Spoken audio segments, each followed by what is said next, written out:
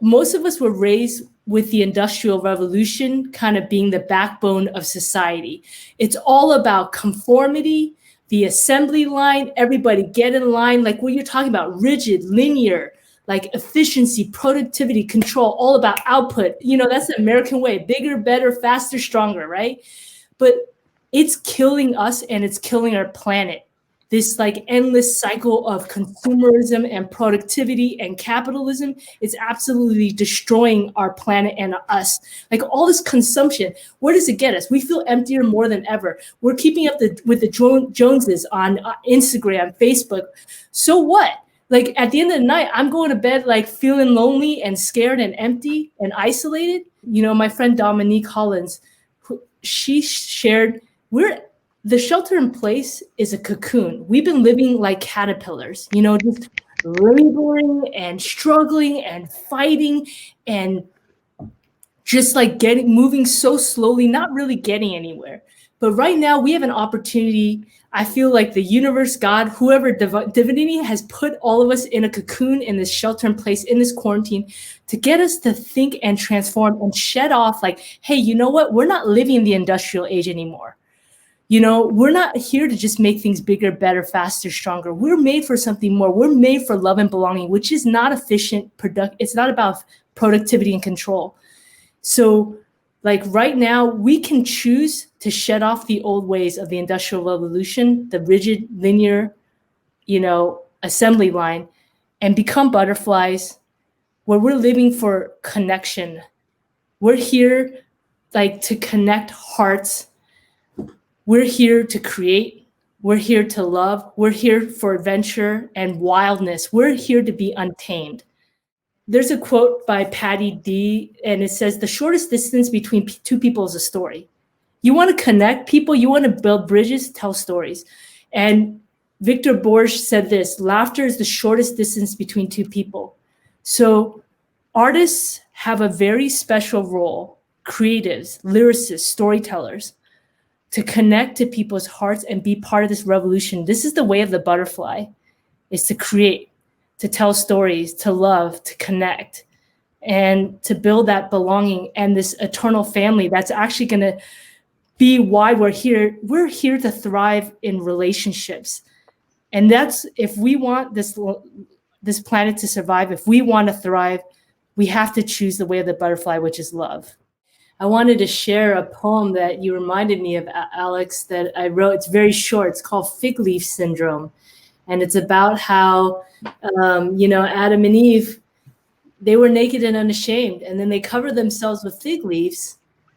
And we are in the cocoon, I believe, to shed off all those fig leaves that we put on to hide ourselves because we didn't think we were good enough. We didn't think we were enough. And we are enough. That's the truth. We are enough. And so the poem just goes, I wrap myself in all that glitters, not knowing that I was a diamond concealing something far more beautiful than my disguise. And I think what's happening in the cocoon, we're shedding the way of the caterpillar, which is hiding and disguising ourselves. And we're shedding all of that we thought we had to compensate because we weren't enough. But if I could tell anybody anything right now, while we're in shelter in place, start shedding off all those costumes and disguises. Like I came out like publicly on LinkedIn in June because I was like, I'm done pretending. Like this is who I am, like it or not. I'm gonna unveil who I really am, that the butterfly me, which is who I've been all along. So I would encourage all of us to go inward and express and create from that place of genuine self, like who you really are, because you are enough. You are the seed that's going to birth this revolution of love and creativity and belonging. But you got to let go of all that, you know, the caterpillar, all that glitters, all that you've been told like, oh, this is how you can be enough. You got to do everything bigger, better, faster, stronger. No. Like you truly are enough just as you are. Well, we have to know where we came from in order to know where we're going. We were born into this culture, like what you're talking about, the corporate culture of like conformity, like everybody get in line. Let's all do a cookie cutter. Like it's all about efficiency and processes, systems, and keeping everybody in line. And that's simply not the case anymore. Like you look at the biggest companies in the world, they're a commodity of ideas. They innovated, they came up with a new idea, and that is why they have grown so quickly. It wasn't because they were the most efficient, they weren't the most quote unquote productive, they were the most creative, they were the most innovative. And right now, we're in the age of ideas. So think about it this way. Industrial Revolution, the name of the game was efficiency, productivity, and control, and getting everybody to move quickly, linear, like everybody get in line, right? Right now, we have AI, artificial intelligence, robots, and automation that can do what humans do efficiently 100 times, 1,000 times faster than us. So guess what? Sad news is those jobs are getting replaced. Like just look at your grocery line now. Like robots, computers are replacing jobs. So what is the number one commodity right now? Good ideas. How do I know that? LinkedIn, they have gone through hundreds and thousands of job postings. And they found that number one skill in demand by all companies, like, is creativity and innovation. People who can, like you said, adapt quickly. So think about it. Like the thing that was valued most during the Industrial Revolution, productivity, efficiency, control, all those skills taken away by robots. What can humans offer that nothing, no computer, no robot, no AI, no automation can ever do? Ideas, creativity, innovation, yes, our originality. And that's why I feel like we have an invitation to go into the cocoon. I think, the universe, God, whoever you want to call it, has put us in this cocoon and going, hey, yo, the Industrial Revolution is over. The corporate culture that was built upon efficiency, productivity, and control, you don't need to live by those rules anymore because those rules have been taken over by robots. It's time to create a new model, a new culture, a new revolution that's all about you tapping into your true self. Like, I love Howard Thurman. He has a quote that says, don't ask yourself what this world needs. Ask yourself what makes you come alive and go do that. Because what this world needs is people have come alive. When I hear about people like companies who are telling people to conform, oh, hey, can you be more like, Joe? Okay. Well, you know what? I'm not Joe. Every single human being, like Alex said earlier, we are the most diverse species on planet Earth. And that's on purpose. We have a purpose for being so diverse because when we come together with our differences are our superpowers. They're not our weaknesses. They're not the things we're supposed to hide. They're our very superpower. And so, like, when I hear, Sinio, that people are telling you to come to work and try to be somebody that you're not, this is what they're doing to you. They're handicapping you. They're literally telling you to shut down parts of yourself, and then they're telling you to be 100% productive. Okay, how am I supposed to be productive when you've tied my arm behind my back to tell me to try to be like somebody I'm not? But if you can accept me for who I am and all of me, you're going to get the productivity and the great ideas and the creativity and the innovation of all of me. So that's what, that was the lightning bulb that hit me. And if you want to listen to a good talk about this, it's by Sir Ken Robinson. And he talks about like our educational system is built upon the Industrial Revolution, the assembly line thinking. Just think about, math, English, go through, period. You're not thinking for yourself. They teach you to think. They teach you not to think, and they teach you to go and find the answer in the back of the book, and everybody conform. It's A, B, C, or D. I don't want to hear your ideas. Basically, we're getting our creativity and our original ideas educated out of us. And that's why the Industrial Revolution is not going to work. Because right now, if the most valuable commodity on planet Earth are ideas and creativity, then we got to shed off the industrial age thinking of getting in line, assembly line, just multiple choice, think like everybody else. That's going to kill us. That is killing us and our planet by thinking that way. So there's a saying that says, The definition of insanity is doing the same thing over and over again and expecting a different result. And right now, our government has been operating the same way, expecting a different result, and we're getting the same results. And that same way is the zero-sum game mentality. Like, there's not enough to go around, so I'm going to hoard and I'm going to take away from you so that I am going to, I'm going to protect myself. And we're not thinking in the long term. Like, there's such short term thinking. Okay, what's the immediate like gratification? What's the immediate result? And we're not thinking about what's actually sustainable. And that's again like why like our economy, our planet is suffering the way that it is, because it's a hoard mentality. It's astonishing to me that like the billionaires are just like raking in, like Jeff Bezos is just raking in the money, while like literally millions of people are like living on the edge or even have fallen off the edge of into poverty. So I think it's time that we start to think very radically different. Like, as I said, definition of insanity, do the same thing over and over again, expect a different result. Who do I think is pretty radical example of this? AOC, Alexandria Ocasio-Cortez.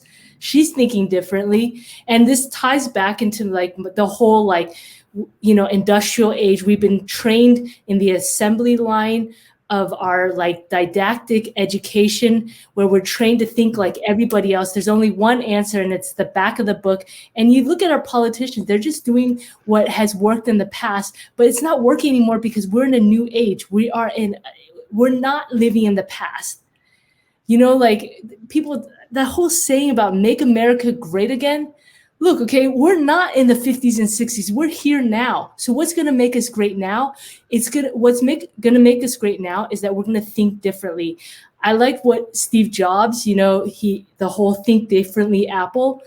And he said, innovation is the result of connecting past experiences. But if you have the same experiences as everyone else, you're unlikely to look in a new direction and think differently.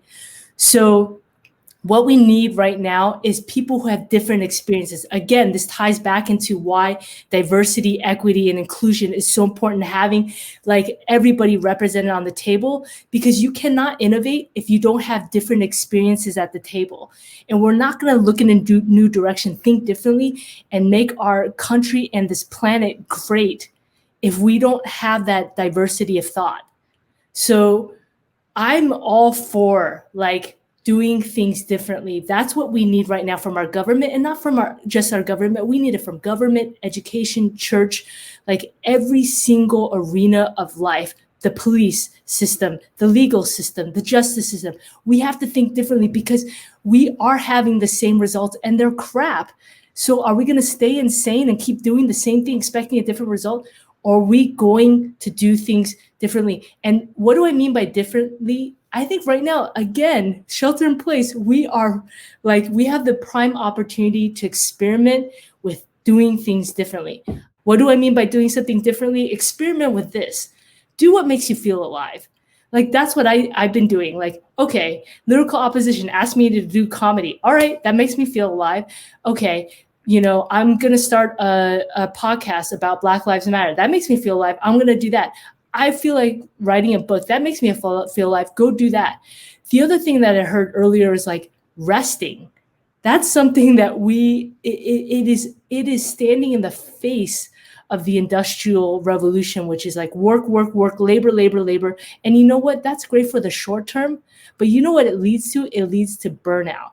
But you know what will keep you sustained for the long term is like what Sinio said earlier, love. Like, the way that I look at us is that we're like trees, and our water is love and belonging and acceptance. And when people affirm us, and when we're watered well, if we're a tree, guess what? We're going to start bearing like very easily without any effort. It's going to be fruit. We're going to be fruitful. We're going to be productive. We're going to multiply because we're being fed by the waters of love. Sure, like you can, beat me and try to get me to work and be highly productive. Okay, you get me for like 5 years and I'm going to burn out. So right now, I think we need a rest. We need to do what makes us feel alive.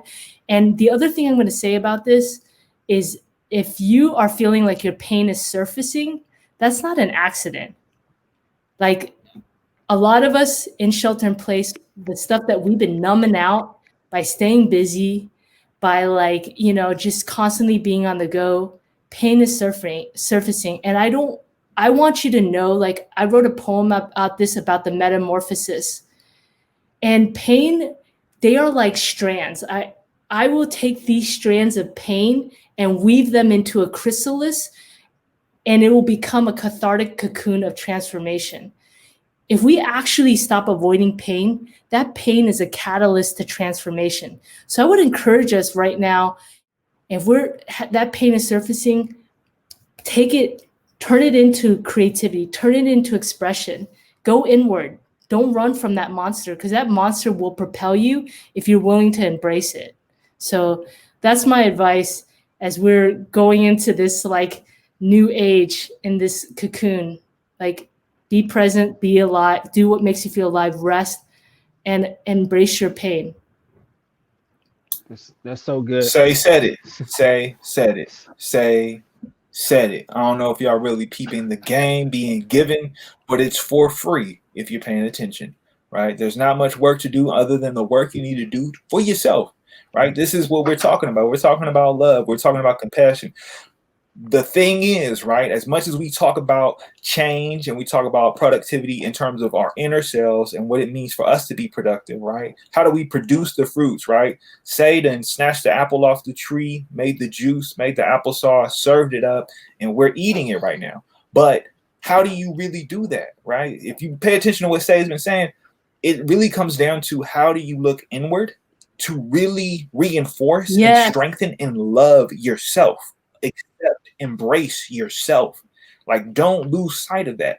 Sometimes we learn it through others. Sometimes we're triggered by the response of the people around us, right? We come and we ask and then we receive. Sometimes it's not what we want, and sometimes it's absolutely what we need.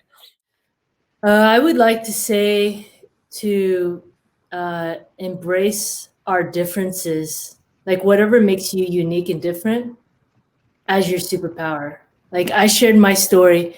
I've always lived on that fine line, of between male and female, Asian and American, queer and Christian, occupying that fine line. And because of that fine line, which I used to think it was a curse, like I was cursed for being so different, always not fitting in one box or the other. And now, because I've operated and lived in that non-binary space, I build bridges constantly between seemingly opposing groups. I can connect to the marginalized in ways other people can't.